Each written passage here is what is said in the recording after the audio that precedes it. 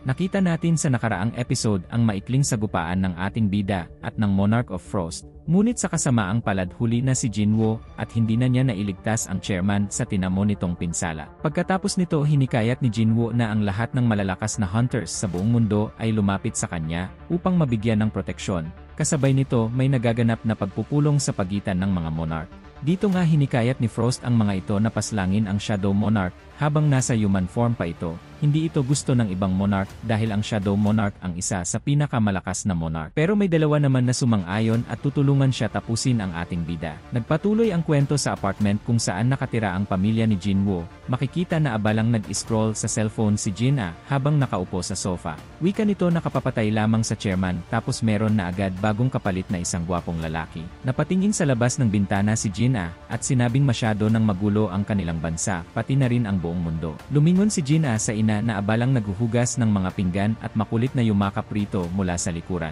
Inutusan agad ng ina si Jin-ah na magtapon ng mga basura pero tumanggi si Jin-ah at sinabing tinatamad siya. Biglang sumeryoso ang mukha ni Jin-ah at hiniling sa ina na lumipat na sila ng apartment. Saglit na natigilang ang ina bago sumagot na ayaw niyang lumipat dahil gusto pa niyang manirahan sa apartment. Malungkot na tinanong ni Jin-ah kung ano pa ang gusto ng ina sa bahay dahil luma na ito. Ngumiti lamang ang ina at sinabing basta gusto pa niya. Umalis sa pagkakayakap si Jin-ah at naglakad palayo. Pagdating sa banyo ay natigilan si Jin-ah nang mapansin na may kakaibang nangyayari sa labas. Nagmamadaling tumakbo si Jin-ah palabas ng banyo sa takot habang tinatawag ang ina. Samantala, sa labas ng building ng Ahjin Guild, makikita ang maraming reporters na nagkatipon. Dalawa sa mga ito ay hindi makapaniwala na nasa loob ng Ahjin Guild's office si Thomas Andre. Sa loob ng opisina, kahit nakangiti ay makikita ang labis na pamamawis ni Jinho dahil sa tensyon. Hindi niya akalain na ang isang Thomas Andre ay pupunta sa Korea at nagsadya pa mismo sa kanilang opisina. Bukod kay Thomas Andre ay naroon rin sa kanyang harapan at preskong nakaupo sa tabi ni Thomas Andre ang pinakamalakas na hunter sa Germany na si Lennart Nerman. Lalong namawis si Jinho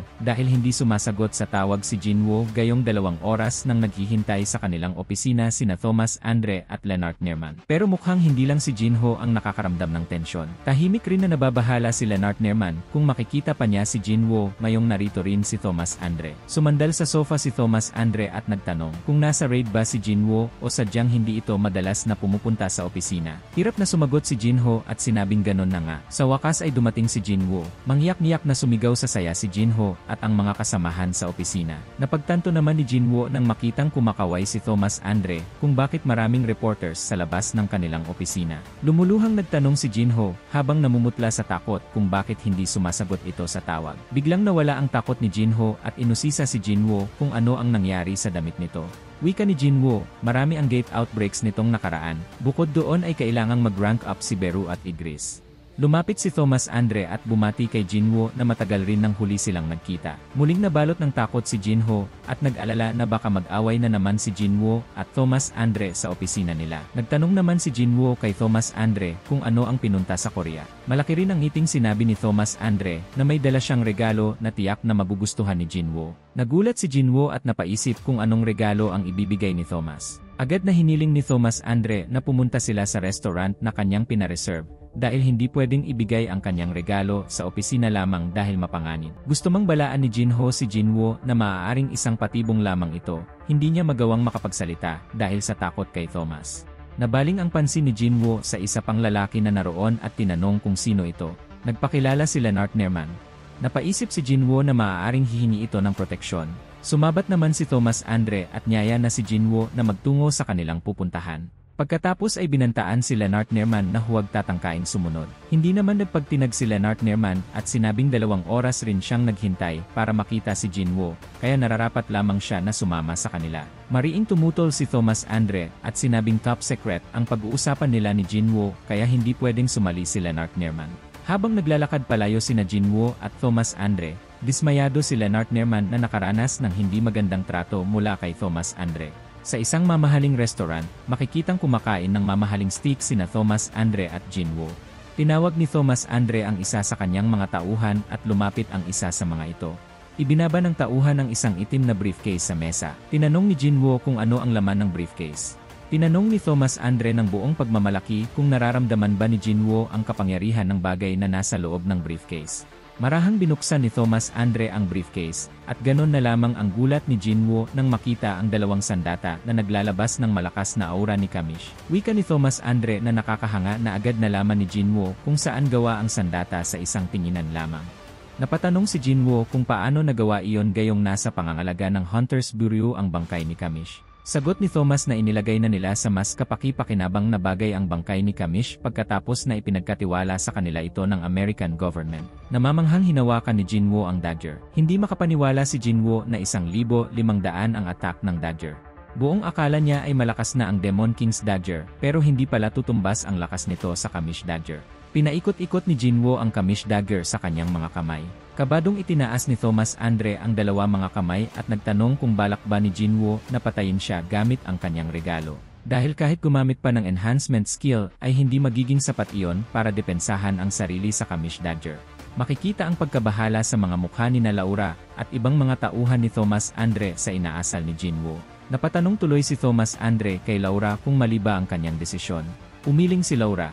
Tinanong ni Thomas Andre si Jinwoo kung nagustuhan ba ang kanyang regalo. Ibinalik ni Jinwoo ang tanong at sinigurado kung talagang libre niyang makukuha ang Kamish dagger.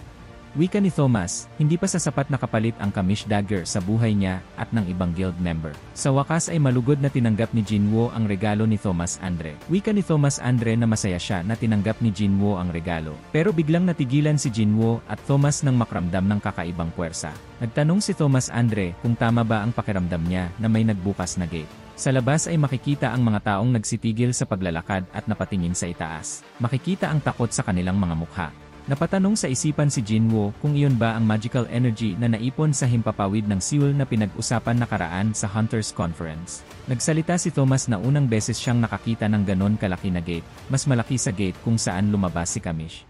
Mga bro, 1,000 likes ang goal natin sa video na ito. Nakaka 10,000 views ang videos natin. Isang like nyo lang ang kailangan ko. Paabutin nyo ng 1,000 likes ang video na ito at ilalabas ko na din agad yung episode 2. Kayo na lang ang hinihintay ko. Bilisan nyo at mag-like na kayo. Subscribe na din kayo sa iba pa natin channel. Libre lang ang content natin, kaya hinihingi ko ang suporta nyo. Makikita ang matinding gulat at takot sa mga mata ng mga tao habang nakatingala sa itaas. Pero imbes na tumakbo at lumayo sa nagbabadyang panganib, kinuha ng mga tao ang kanilang mga cellphone para kunan ang kakaibang pangyayaring kanilang nasasaksihan sa himpapawid. Samantala, sa isang interview, sinabi ni Dr. Belzer na nagbigay na siya ng babala tungkol sa kakaibang dami ng magical power na nag-ipon sa himpapawid. Wika nito na ang malaking gate na lumabas sa Seoul ay panimula lamang at malaki ang tsansa na marami pang gates na kasing laki ng sa Seoul ang magsisilabasan sa iba't ibang bansa sa buong mundo. Nagtanong naman ang reporter kung ang ibig sabihin ni Dr. Belzer ay ang kakaibang nangyayari sa Seoul ay maaaring mangyari sa iba't ibang lugar. Sumagot ang doktor at sinabing iyon ang kanyang pinupunto. Muling nagtanong ang reporter na sa haba ng panahon na nag-aaral ng tungkol sa mga gates at mga halimaw, ano ang pinakamagandang maipapayo nito sa mga tao sa mga ganitong sitwasyon.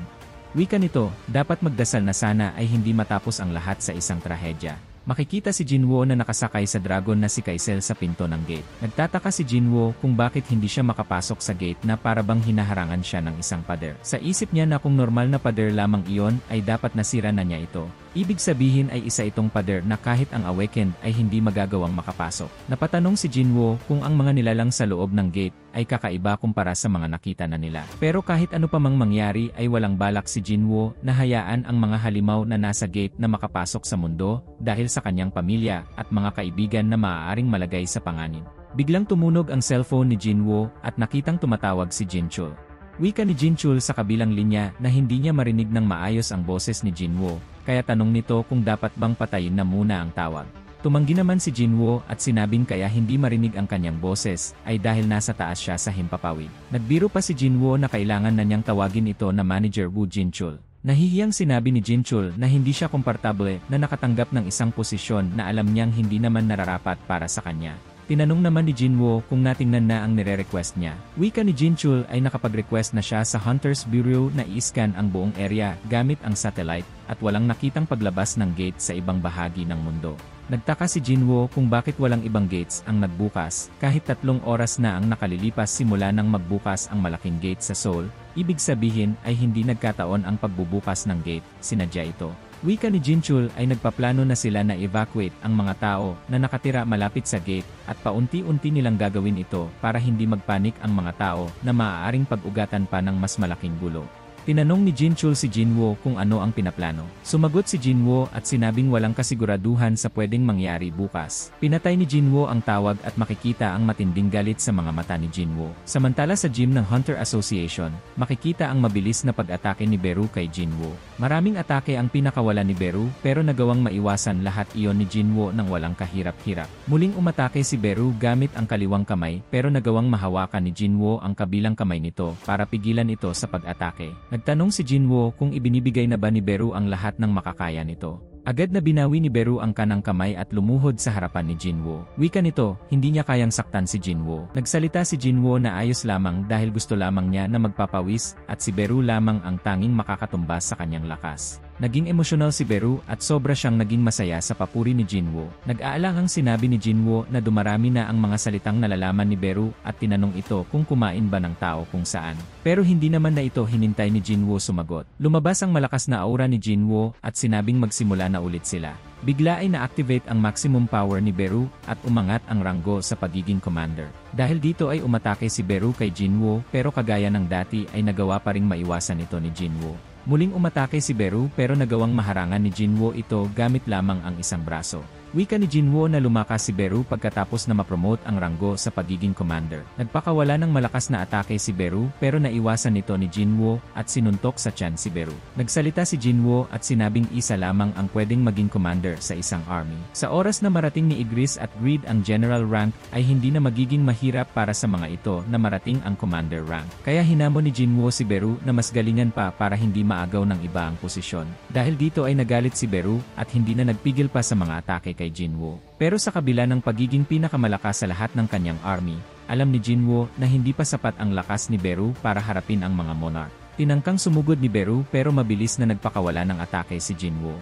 Tumilapon at humampas ng malakas sa pader si Beru pero sa kabila ng natanggap na pinsala ay nagawa pa nitong purihin ang lakas ni Jinwoo. Natawa na lamang si Jinwoo at sinabing babawasan na ang oras ni Beru sa panonood ng mga historical drama. Pagkatapos ng laban ay kabadong lumingon si Jinwoo sa mga sira na natamo ng GM sa kanilang laban. Kinuha niya ang telepono at tinawagan si Jinchul para makiusap na wag magagalit sa nangyari sa GM dahil kaya naman yon ayusin ng 300 niyang mga ant workers. Samantala, sa isang hotel sa Seoul, tinanong ni Laura si Thomas Andre kung hindi pa babalik ng Amerika. Sumagot naman si Thomas Andre na hindi niya kayang iwan ang mga malalaki at magagandang pwedeng mangyari. Nagtaka si Laura at sumang-ayon na talagang malaki ang gate pero hindi naman ito maganda. Wika naman ni Thomas Andre na anumang nakapagpapatibok ng puso niya ay masasabi niyang maganda, mula sa dragon na bumubuga ng apoy, ang malaking gate, hanggang sa kakaibang lakas ni Hunter Sung Jinwoo, lahat ng mga iyon ay magaganda. Tugon ni Laura na sa wakas ay merong bagay na hindi makukuha si Thomas Andre. Sumang-ayon naman si Thomas. Para sa kanya ay wala namang gate sa Amerika, kaya ano pa ang saysay ng pagbalik roon.